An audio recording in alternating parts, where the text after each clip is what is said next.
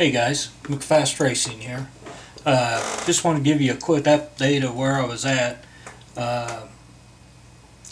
Hobby King did warranty my GPS, so it's supposed to be here Tuesday. So we'll give that one a try. I got this body finally detailed out with all the stickers and stuff I'm going to put on it for this time. The headlights turned out great. What I ended up doing on this yellow to make it nice and clear was I took some Wicked Colors transparent base and just shot it on there straight, so it just put a gloss coating on the backside because I had scuffed that up for the tint to stay, and man, that worked out. Just reduced yellow, Wicked Yellow, and then the transparent base behind it. What I'd do in the future, I'd mix the yellow and the transparent base together to make the tint, and hopefully that'll work. I'm going to give that a try on the body here before long. As you can tell, I've got all the goodies cleared out of this car. The stock motor, 15 turn, fireboat, the escapes out of it. That's an SC15WP. In case you didn't notice, these heat sinks are fake. That's silicone right there. I don't know as if that's a good conductor of heat or not. Coming from an electronics background, you usually have to put some kind of grease and eliminate all your air pockets and do all that kind of stuff, and I've never seen where silicone was recommended between a processor and a cooling or a chip electronic chipset and a heatsink. So anyway, I didn't know if you guys knew that. I stumbled across it by accident. And stock gearing's gone, and of course the battery. What I got to go back in there is I went with a I just messed it up.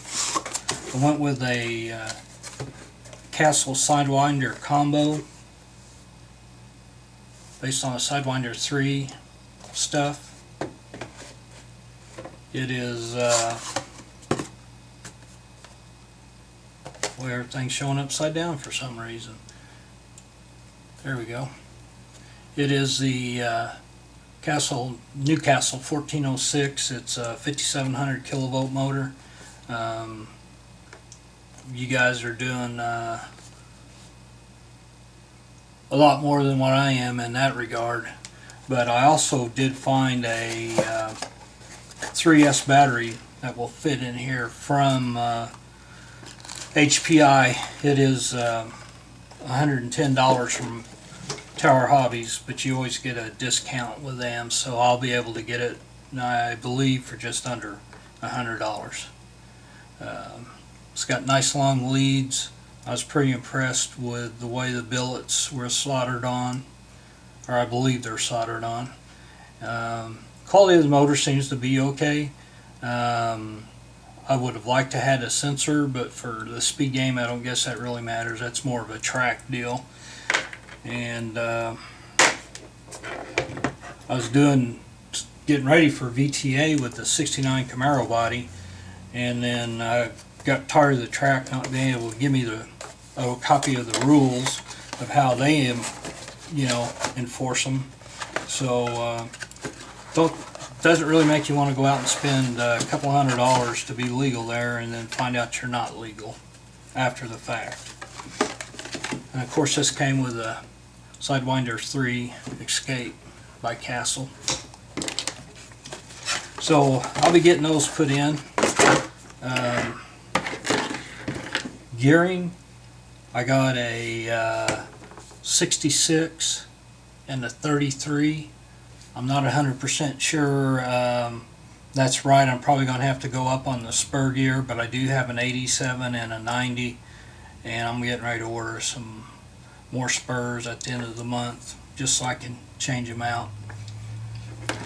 Also, If you recall, this first body was damaged in shipment from Tower, and there's permanent crease right through there. And I actually massaged this out to where it doesn't look so bad. Well, they sent me a replacement body at no charge, perfect, no damages anywhere on the box. The only thing was when I opened it up, can you see that right there? It's a big old nasty bend. That had to be done during production. I don't see, it could be a crush, I guess. I don't know, I wasn't there, but I just know it didn't turn out the best. So I got plum pearl on the top. That orange you see is transparent orange. Let me get that up a little closer. That is transparent orange. And then, or not, excuse me, it's not transparent orange, it's wicked orange. I sprayed it lightly. Most all wicked colors are transparent. Opaque white's the only one I know that is opaque. And then whenever I sprayed the gold, I just backed the orange and it turned out a real nice color. I actually would have liked to have had these reversed. This black was supposed to be a drop shadow and I had so much trouble with it I just went on without it. You see the window decals on this one. I painted it perfectly. I was really proud of it. And lo and behold, I used fast tint on the windows, and I don't know if it was the bottle of paint I got or what the story was, but it just the pigment separated out on it. Regardless of air pressure, I couldn't get it to dial in. It did sort of okay on the headlights, and what I can do is go back and spray that wicked transparent black back under there. But this body didn't turn out too bad. I like it. Those are my 190 millimeter tires and wheels on there right now.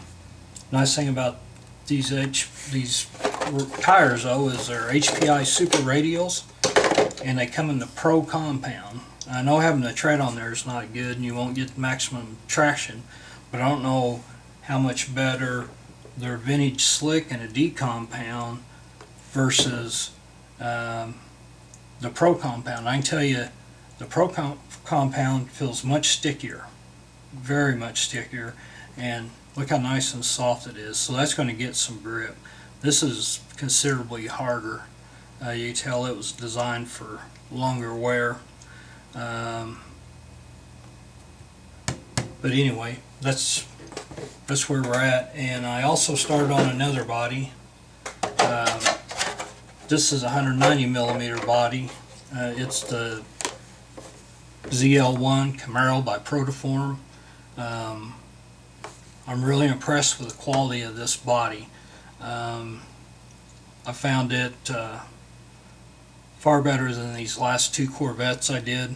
I had done a HPI stalker body, which was really nice. I mean, you can see all the lines, all the definitions, all the mold marks was pretty crisp in it, not too bad. But compared to this one, no way. This has got very good mold lines. The Corvette bodies have multiple lines. If you go off the body post marks that they mark, your body's going to set on the car wrong. So if you're using a Sprint 2, so you want to make sure you line this Corvette body up manually. I really like that style, you know, I'm just digging it, but you know, the double lines make it hard. Anyhow, this one's really tight in the fender areas on these tires, the vintage. I don't know exactly on these. I've got the body post adjusted so we wouldn't be able to tell right now. And I also picked up, well, I shouldn't say I picked up, I've had this stuff sitting around here for probably 2 months, and the Castle Link to be able to program the escape. And I need to get the little USB adapter for my Futaba 4PLS, so I can adjust its settings too from the laptop, and just stuff to adjust while testing and tuning. I want to give a big shout out to Dan P. He's given me a lot of encouragement, and I'm anxious to get going and see what kind of speeds I can post. I'm coming from a world that does left-hand turns all the time, so this high-speed top-end game, especially when you're going to have to balance your gearing with the temps on the escape and the motor, anxious to see how that plans out. I've already got 2-cell lipos from SMC. File this area down and put in some felt padding on this battery holder here with some double-sided tape to take up the slot. And I also found that by pushing this belt tensioner all the way down, it alleviated my clearance issue here. So now the belt don't rub on the batteries, and it also lifted it up off the back so it doesn't rub on the back. What I'm going to do is I'm going to get another tensioner and I'm going to mount it down here so that pushes up lightly. Can't push too hard because it'll start rubbing on the underneath side of this top brace. But I'm looking forward to blinging this car out. Right now, that's the plan. Going with a graphite chassis and stuff, and then I'm thinking about a TC4 or a Tamiya. I think it's a TT02 or a TA02.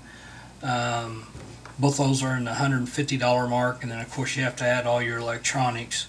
But they're a side saddle mount for your batteries, and I think that would probably perform better. I'm still toying with the idea of checking with the local machine shop, some of my buddies down there, and see if they couldn't machine me an aluminum chassis that has saddle mounts on this car, and just leave all the holes and configuration the same. You just need to mount the batteries on either side, and you'd still have room for your escape and stuff. If you had to, you could mount it all right across here, right where the GPS goes, and then I'd mount my GPS to the back probably. But anyway, this is already getting too long. Just want to give you guys a quick update, and as soon as I get some relief from the pain in my back and the weather cooperates, I got to kind of wait for all sorts of things to align, and then I can do something. So peace, everybody. Keep up the fight, and let's do it. Mac out.